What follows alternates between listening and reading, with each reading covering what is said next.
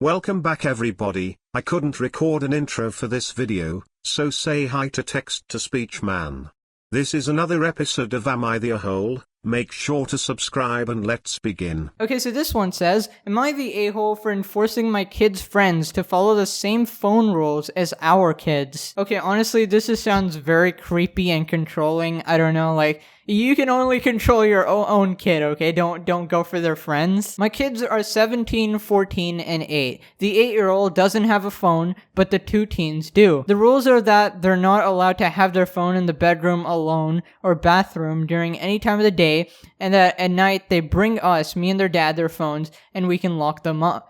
They're 14 and 17. What is wrong with you? Let them have their phones. These rules are mostly because I know how vile the internet can be. You know what's worse? Controlling parents, dude. Honestly, if I didn't have the internet from age 14 to 17, bro, I would never have started YouTube. I would never learn so many things. I've had my younger siblings who grew up during the rise of the internet tell me horror stories, as well as I very clearly remember the things I saw on Omegle as an adult. Just ban Omegle then, moron. Also, I think you're very slow on the parenting side, cause if you think you can keep a 17-year-old from looking at images or stuff like that, bro, there's no way. I really don't want to risk any of these issues with my kids. They're gonna have daddy issues, I'm telling you that. As well as it helps them not to procrastinate homework or chores, as we spend a lot of more family time together. This past week, my oldest had a new friend come over. The girls were going to my daughter's room, so I asked for their phones. My daughter looked embarrassed but handed over her phone. Of course, it is embarrassing.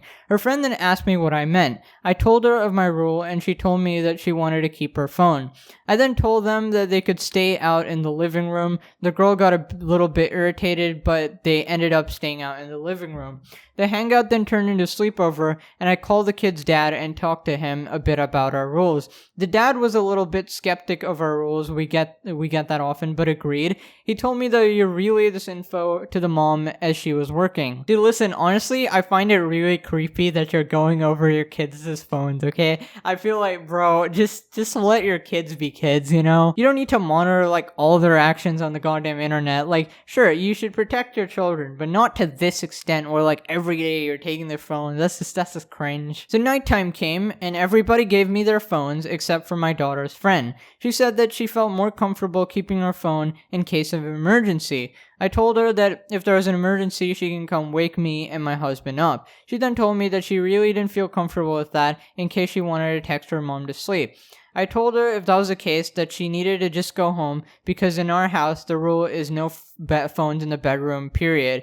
Oh, you're cringe, bro. You're like that dad with that every kid hates, dude. Honestly, if I was a daughter's friend, I would never come over again. I'd just be like, bro, your dad cringe. She called her mom in another room. I could hear her crying, and while I felt bad, I stood my ground. Oh, you're just cringe. The mom apparently had just gotten off of work and not talked to dad and thought our phone rule was creepy and invasive and told me that just when she got to my house. Indeed, it is creepy and invasive. She said that I should have just let her daughter keep her phone, and I told her that our daughter needed to follow my rules. My oldest is now embarrassed and really upset with me, and even my husband thinks that I should have relaxed a little. Wait, oldest? This is a 17-year-old? Oh my god. 17-year-old and you're taking their phones. Dude. I feel so bad for this daughter. Her upbringing is gonna be terrible. I don't think I did anything wrong, but am I the a-hole for not letting the girl keep her phone? These goddamn delusional people on Reddit, dude.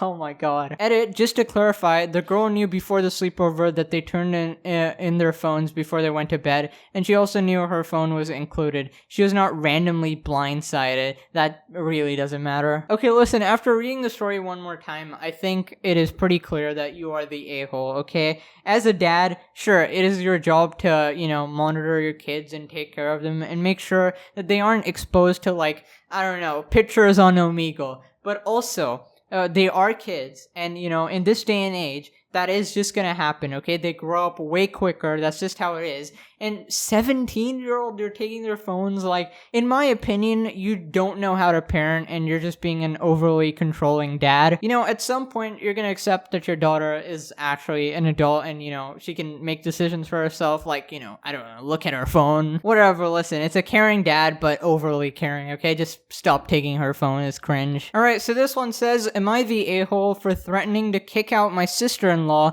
after she became vegan? Oh my god. Listen, for the memes, I'd be like, yeah, kick out the vegans, but honestly, like, no. I know the title sounds bad, but hear me out. I know, I'm holding the knife that the guy is bleeding on the floor, and I look really mad and sweaty right now, but you know, just hear me out. I, a 32-year-old female, am currently divorcing my soon-to-be ex-husband, a 38-year-old male. Even though we're not together anymore, I'm still very close to his sister, a 27-year-old female. Let's call her A. A lost her job during the pandemic and couldn't pay rent anymore, so I let her move in, since I have a pretty big house that's mostly unused since my husband moved out. I don't want any money for it, but since she's staying at home 24/7 and I'm working a 50-hour job, we made an agreement that she makes food for us too. It all worked perfectly until 2 days she said that she wants to go vegan and won't cook meat anymore. Now hear me out, I regularly have to lift heavy objects at my job, so I need the meat to stay in shape.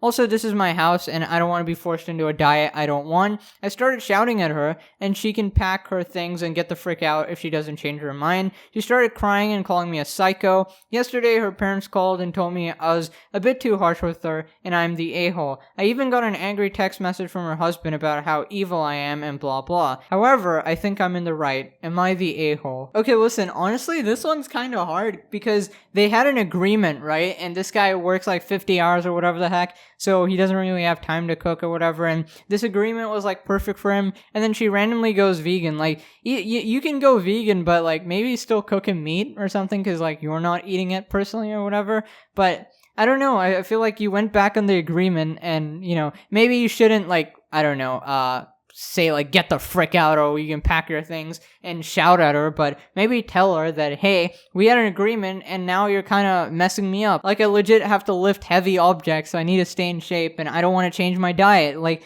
I think you're in the right. I think you're not the a-hole, honestly. Because, like, honestly, to, like, I don't know, fussy eaters or something, like, suddenly changing your diet is pretty much just impossible or whatever. So, I don't know, I'm not gonna become vegan just because this person wanted to, right? And, you know, if she's living, like, rent-free, I mean, you have full right to kick her out, you know? The only reason she was in the house was because of the agreement, right? And you're like, okay, it's good, we can have this agreement, it'll be mutually beneficial, and now she's no longer beneficial, so you can kick her out. So, I agree, you're not the a-hole, dude. Good job.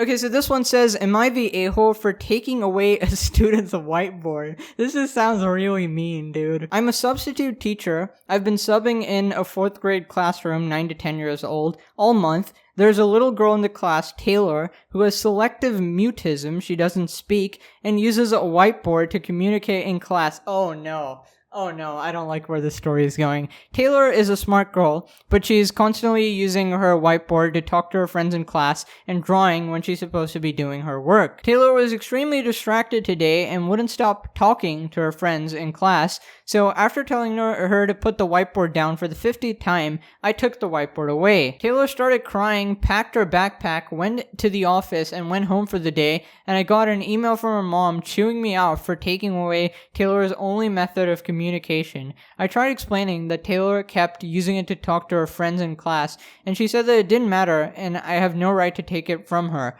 I told my husband about it, and he said that while it's understandable that I was frustrated, I shouldn't have taken the whiteboard, so I wanted to see if I was the a-hole. I mean, I'm trying to scroll down, and it appears that that is the entire story. So this person was just talking in class, you know, being a kid, and you take away their only source of communication, you are 100,000,000% the a-hole. Somebody, like, pointed out in the comments as well, I don't know if I have a screenshot, but pretty much they said that if a child is talking in class, you know, like making, you know, I don't know, a lot of noise, do you tape their mouths closed? Like, no, you tell them to keep quiet. So you can't take away the whiteboard because to her, that is equivalent to like taping their mouth closed, right? And I imagine like having mutism and just unable to communicate, and the teacher just takes it away. That's just cruel, dude. Like honestly, at that point, I don't really care if she's disrupting the class. Like minor setback, like Jesus Christ, just tell her again and again. You know, maybe yell at her once, but